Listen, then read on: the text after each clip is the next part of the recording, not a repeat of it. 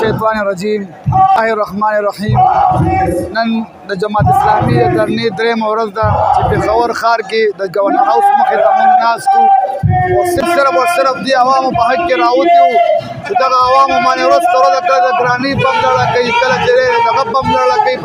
د پېټرولو په شکل کې دا عوام یې تباه او برباد کړ دلته چې د غریب سړي چې ژوند چې ګران شوی دی او زما دې ټول پېښور کې څومره ښاریان دي څومره هم چې خلک دی د ما دا درخواست چې راشي موږ سره په دې درنه کې چې شرکت وکړي دا یوازې زموږ مسله نه ده یا جماعت اسلامي مسله نه دا پکې ټول مسلمانان ټول پاکستان دا مسله ده افسوس خبره دا را چې دلته جماعت اسلامي د علاوه یو کس نه راځي درې مطلب دا دی دې خلکو ته به څه مسله نه وي او سبا انشاءالله دې تر دې اخرنۍ ورځ ده او زما ټول درخواست دی ټول پېښور ښاریانو ته چې سبا به کې بھرپور شرکت وکړي انشاءالله ټول درخواست سبا به کې ټول بھرپور شرکت وکړي واخر دعوانا الحمدلله رب العالمین